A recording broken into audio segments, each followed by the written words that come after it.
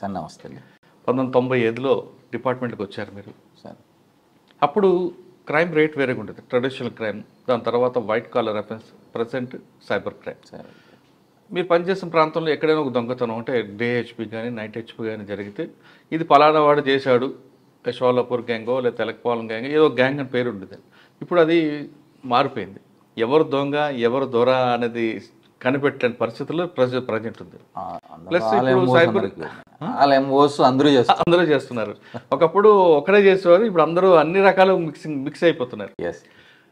దొంగ అనగానే ఒకప్పుడు ఒక మీసాలు ఒక ఏదో రకంగా ఉండేవి, ఇప్పుడు అంత స్మార్ట్ ఫోన్ లాగే దొంగలు కూడా స్మార్ట్ ఉన్నారు.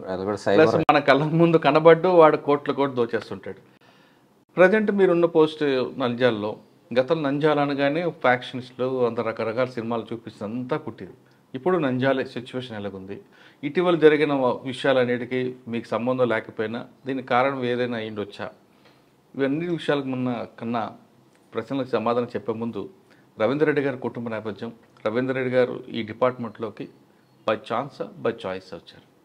మిడిల్ క్లాస్ రైతు కుటుంబం నుంచి రావడం జరిగిందండి. మై స్కూలింగ్ అంతా కూడా తరిగొండ అని చెప్పి చిత్తూరు జిల్లాలో నాకు స్కూలింగ్ జరిగింది. After that I went to Valmikipuram అని ప్రజెంట్ ఉన్నటువంటి దగ్గర ఇంటర్మీడియట్ చేశాను. దాని తర్వాత డిగ్రీ తిరుపతి ఎస్వి మామూలుగా గోవిందరాజు ఆర్ట్స్ కాలేజీలో డిగ్రీ చేసి అక్కడే పీజీ చేశాను. Then I did my second PG in Osmania university Hyderabad. OU student. దాని తర్వాత అక్కడ కోచింగ్స్ ఈ సివిల్ సర్వీసెస్ కానీ అదే గ్రూప్ 1కు వాటికన్నీ ప్రిపేర్ అవుతూ ఇన్ మీన్ వైల్ ఈ సెలక్షన్స్ వచ్చాయి కాబట్టి సెలక్షన్కి వచ్చాము. ఎస్ఐ సెలక్షన్స్కి వస్తే ఐ గాట్ సెలెక్టెడ్. 95లో సెలెక్షన్ వచ్చింది. ఆ గ్రూప్ 1 కూడా ప్రిపేర్ అవుదామని గ్రూప్ 1కి ఒక పక్క దీనికి ఒక పక్క దెన్ ట్రైనింగ్ వెళ్ళడం జరిగింది. ట్రైనింగ్ వెళ్ళిన తర్వాత కొంత డిస్టర్బెన్స్, ఈ పోలీసులోకి ఎంటర్ అయితే అదర్ దీనిలో ఆప్షన్స్ లేకపోవడానికి పాసిబిలిటీస్ తక్కువ, వర్క్ ప్రెజర్ వల్ల మనం ఫర్దర్ వాటి సైడ్ పోలేకపోవడం జరిగింది. ఎస్ఐగా మొత్తం అంతా కడప జిల్లాలో చేయడం జరిగింది. ఫస్ట్ పోస్టింగ్ కడపండి, రాజంపేట చేశాను. ఎవరు ఫస్ట్ ఎస్పీ మీకు? మాకు వచ్చేప్పుడు ఫస్ట్ ఎస్పీ ఉమేష్ చంద్ర సార్. అవునా?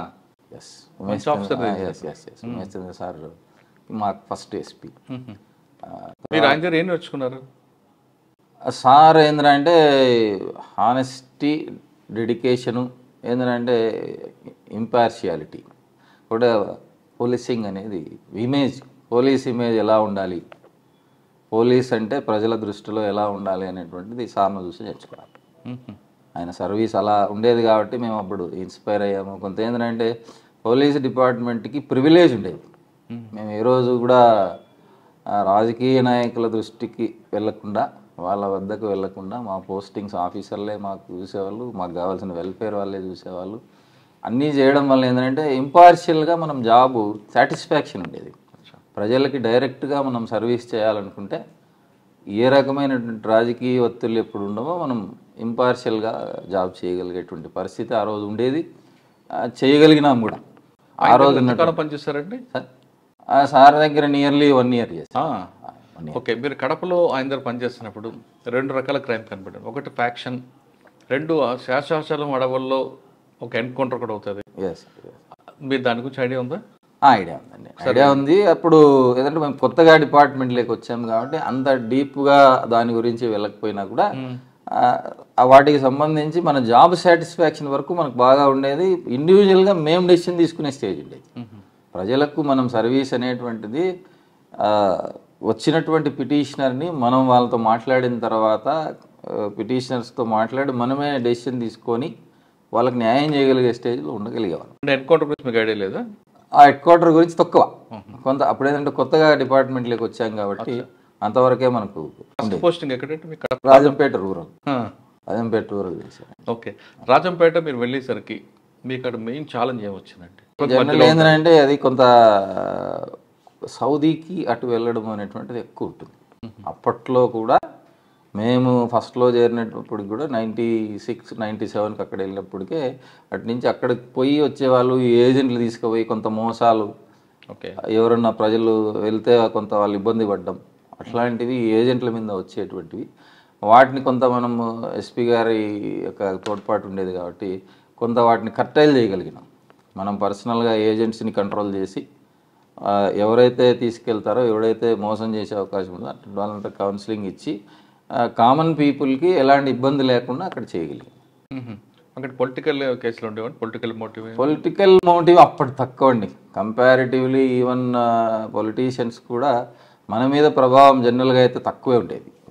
వచ్చినా కూడా ఎంతవరకు మనకు చెప్పినా కూడా దాన్ని మనం పాయింట్ ఆఫ్ జస్టిస్ ఏముంది, మంచి ఏమి చెడేమి ఉన్నటువంటి చట్ట ప్రకారం ఒకటి, న్యాయం ప్రకారము జనాలకు మనం ఏం చేయాలనేటువంటిది, మనకు వచ్చిన అతనికి ఏమి న్యాయం చేయాలనేటువంటి దాన్ని డెసిషన్ తీసుకొని చేయగలిగేటువంటి అవకాశం ఆ రోజు ఉండేది. అంటే క్రైమ్ నేచర్ ఏముందండి ఈ గల్ఫ్ మోసాలు కాకుండా ఇంకా వేరే ఉందా? జనరల్ క్రైమ్ అంతే అండి, అంత హెవీ పొల్యూషన్ ఇది ఏం కాదు.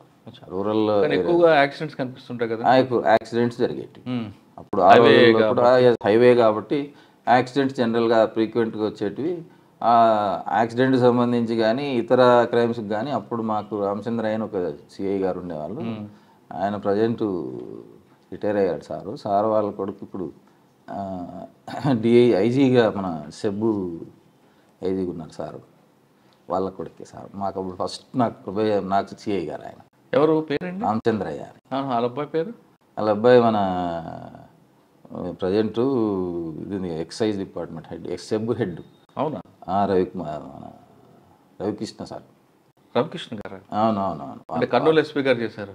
కర్నూలు అంటే మన ఈస్ట్ గోదావరి చేశాడు. మన రీసెంట్గా డిఐజీ అనంతపూర్ చేశాడు సార్. డిఐజీ అనంతపూర్ చేశాడు. రవికృష్ణ గారా? రవిప్రకాష్. రవిప్రకాష్ గారు వచ్చా. వాళ్ళ ఫాదరు మీ గురువు గారు? నాకు ఫస్ట్ పోస్టింగ్. అంటే ఆయన గైడెన్స్ లో మీరు ముందుకు రైట్ అండి. కడప నుంచి ఎక్కడికి వచ్చారు? సారీ, రాజంపేట నుండి. రాజంపేట నుంచి చిన్నప్పుడు డిస్టర్బెన్స్ ఒకటి జరిగి మళ్ళీ దాని ఈవెంట్. ఏం జరిగింది డిస్టర్బెన్స్? అప్పట్లో ఒక చిన్న మనకు అప్పుడు ఉన్నటువంటి due to inexperience lockup death face చేయడం జరిగిందండి. లాకప్ డెత్ అంటారా లేదా కస్టోడియల్ డెత్ అంటారా? చాలా కస్టోడియల్ జరిగింది. దాంట్లో ఒక డిస్టర్బెన్స్ వచ్చిన తర్వాత then I was shifted to Lakreddipalli. అక్కడ కొంత ఇష్యూ అయిన తర్వాత లక్రెడ్డిపల్లికి వెళ్ళాను. అంటే ఏం జరిగిందండి ఆ రోజు? ఏ కేసులు తీసుకొచ్చారు? ఒక ఫిల్ము లాస్ అయిందని చెప్పి థియేటర్లో తీసుకొచ్చిన తర్వాత ఆ అబ్బాయిని ఇంట్రాగేషను అయిన తర్వాత కొంత ఇబ్బంది వచ్చి అబ్బాయికి ఏదో ప్రాబ్లం ఉన్నింది. We can't identify that. అది సర్వైలెన్స్లో ఉన్నటువంటి కానిస్టేబుల్ కరెక్ట్గా చూసుకోకపోవడం వల్ల కొంత ఇబ్బంది. లాకప్లోనే ఆయన చనిపోయాడా? లేదండి, హాస్పిటల్ ట్రీట్మెంట్ బయటనే ఉన్నాడు అబ్బాయి. మళ్ళీ పంపించేసిన తర్వాత అది సబ్సిక్వెంట్గా అబ్బాయి ఏంటంటే మనం వదిలిపెట్టినా కూడా చనిపోయినాడు కాబట్టి మన బాధ్యత వస్తుంది అక్కడ. సార్, ఫస్ట్ ఇన్సిడెంట్ తర్వాత ఎస్పీ గారు ఏమన్నారు మీకు? కరెక్ట్ హ్యాండిల్ చేయమని చెప్పారా లేదు? అంటే అది హ్యాండిల్ అయింది అప్పుడు ఇష్యూ అయిన తర్వాత సబ్సిక్వెంట్గా సార్ అప్పుడు ఆ ట్రాన్సిషన్లో సార్ ట్రాన్స్ఫర్ వెళ్ళిపోయాడు. నేను అప్పుడు ఇన్సిడెంట్ అప్పటికి లేడు సార్. ఎవరు వచ్చారండి నెక్స్ట్? ప్రజెంట్ డీజీ సార్ దొరక తిరుమల గారు.